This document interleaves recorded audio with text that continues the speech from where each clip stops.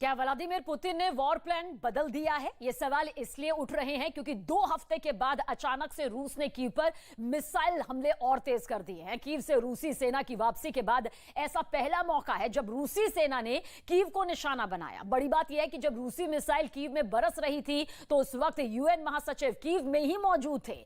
ऐसे में इस हमले के बीच रूस का आखिर मकसद क्या था, इस रिपोर्ट के जरिए आप समझिए।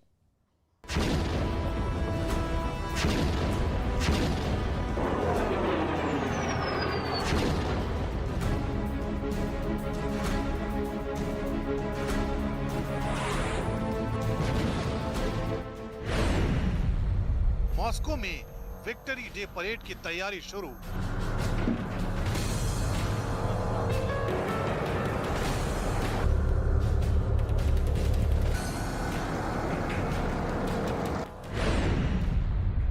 कीव में फाइनल असॉल्ट शुरू।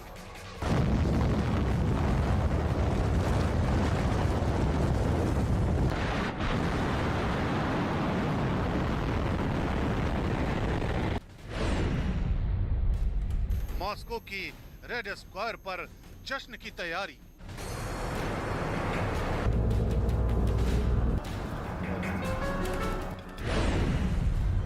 कीव पर पुतिन ने की कब्जे की तैयारी।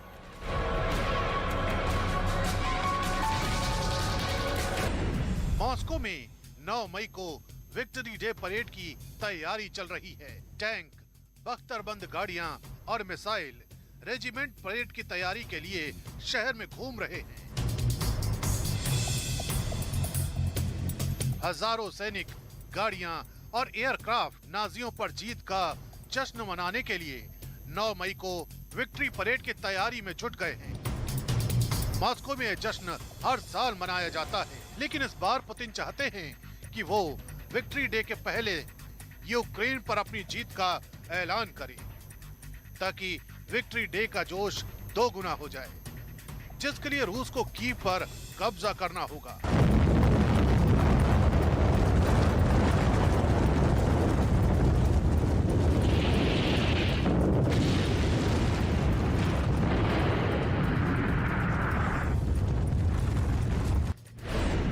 यही वजह है कि मॉस्को से करीब 900 किलोमीटर दूर कीव पर रूस ने एक बार फिर बमबारी शुरू कर दी है।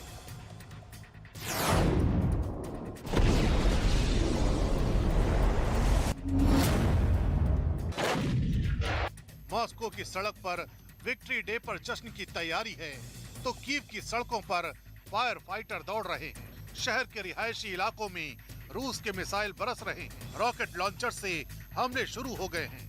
ये हमले तब शुरू हुए हैं जब कीव में संयुक्त राष्ट्र संघ के अध्यक्ष एंटोनियो गुटेरेस मौजूद थे। वो रूस और यूक्रेन के बीच शांति के लिए ज़ेलेंस्की से बात करने की पहुंचे थे। रूसी मिसाइल जब कीव पर बरस रही थी, ठीक उस समय एंटोनियो गुटेरेस कीव से कुछ दूरी पर एक छोटे से शहर में जंग से हुए नुकसान का सर्वे कर रहे थे। वो कीव और उसके आसपास के इलाकों में जाकर लोगों से उनकी दुख और परेशानियों को साझा कर रहे थे। हमले के बाद यूएन चीफ हैरान थे, जबकि ज़ेलेंस्की ने रूस पर यूनाइटेड नेशंस जैसी संस्थाओं को अपमानित करने का आरोप लगाया। Сьогодні маємо серйозні новини для нашої держави, для нашого захисту. По-перше, Сполучені Штати Америки підготували новий пакет підтримки для України на 33 мільярди доларів. Зокрема, більше 20 можуть піти на оборону, ще більше 8 мільярдів доларів заплановані на економічну підтримку.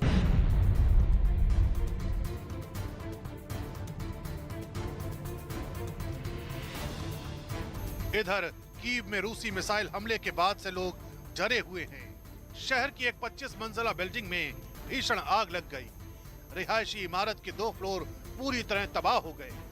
वहां एक साथ कई इमारतें आग में जलती हुई नजर आईं। इसके साथ ही चारों तरफ धुएं का गुबार फैलता हुआ दिखाई दिया।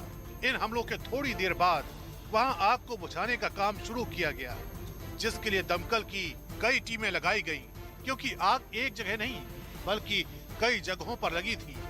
कुछ इलाकों में इस काम के लिए दमकल कर्मियों को हाइड्रोलिक क्रेन की भी मदद लेनी पड़ी।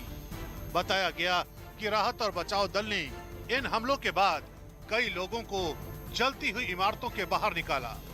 इस दौरान दर्जन भर लोगों के घायल होने की भी खबर है।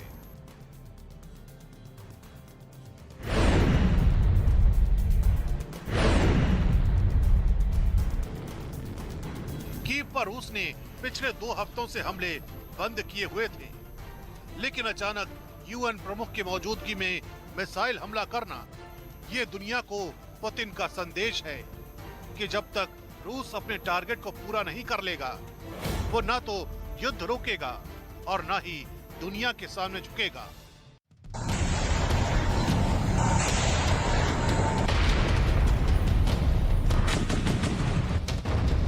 इधर रूस ने एक बार फिर अपनी रणनीति में बदलाव करते हुए डोनबास के डोनेस्क और लुहांस्क में भी हमले तेज कर दिए हैं। इन हमलों का मतलब एक ही है, किसी भी कीमत पर 9 मई यानी विक्ट्री डे के दिन यूक्रेन पर जीत का ऐलान करना।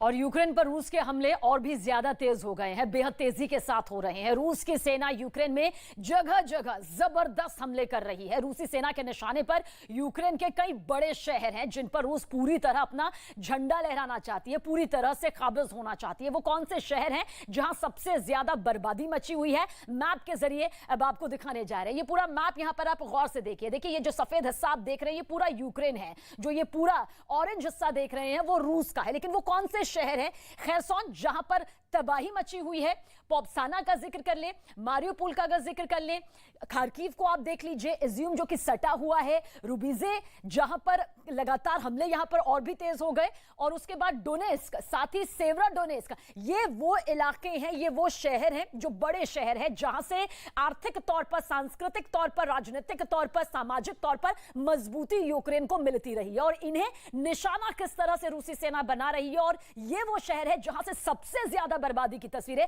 सामने आ रही है। तो जंग में देखिए किस तरह से महाजंग तब्दील हुई है। यूक्रेन के सारे शहर निशाने पर है, लेकिन ये शहर सबसे ज्यादा निशाने पर है और यही वजह है कि यहां से सबसे ज्यादा बर्बादी की तस्वीरें सामने आई हैं। इस वक्त की बड़ी खबर आप तक पहुंचा दें, रूस की सेना यूक्रेन के नए इलाकों पर भी हमले तेज करती जा रही है। यूक्रेन के डोनेट्स्क ओब्लास्ट इलाके के लेमान रेलवे स्टेशन पर रूसी हमले के बाद भयंकर आग लग गई। आग की तस्वीरें सामने आई, तस्वीरें भी इस वक्त आपको दिखाने जा रहे हैं। लेमान स्टेशन पर रेल रोड कार में यह आग लगी, आपको दिखाई दे रही होगी। रेल रोड कार के साथ ही रेल पटरियां और वहां रखे सामान में भी आग लग गई। चारों तरफ देखिए किस तरह से आग का ये गुब्बार नजर आ रहा है। भीषण लपटें यहां पर तबाही बरपाती नजर आ रही होंगी। युद्ध का 65वां दिन है, 65वें दिन भी भयंकर बर्बादी की तस्वीरें दिखाई दे रही हैं। जलती हुई आग की ये बड़ी बड़ी भीषण लपटें बताने के लिए काफी हैं। काले धुएं का गुब्बार जो कि आसमान छूता नजर आ रहा है, ये तस्दीक करने के लिए काफी है कि यूक्रेन किस तरह से जल रहा है, दर्द से करहा रहा है। हालांकि यूक्रेनी सेना भी रूसी सेना का पलटवार कर रहे हैं, लेकिन रूसी सेना ने अपने हमले जो हैं वो चौतरफा तरीके से बेहद तेजी के साथ शुरू कर दिए। अपने अत्याधुनिक हथियारों के साथ रूसी सेना जंग के मैदान में उतरी हुई है और युद्ध मैदान से भयंकर तस्वीरें इस वक्त आपके सामने मौजूद है। डोनेस्क में भी हमले पहले से ज्यादा तेज हो गए हैं। कीव का जिक्र करें, मिकोलाइव का जिक्र करें, अज़ोव का जिक्र करें, तो यहां पर भी हमले बहुत ज्यादा तेज कर दिए गए हैं और यूक्रेन के कई शहर पूरी तरह से बर्बाद हो चुके हैं। तो कुछ बर्बादी की कगार पर इन तस्वीरों के जरिए देखे जा सकते हैं। लेमान रेलवे स्टेशन की यह तस्वीर आपके सामने मौजूद है। आवाजाही पूरी तरह से ठप है, पलायन लाखों की तादाद में हो चुका है। तो रूस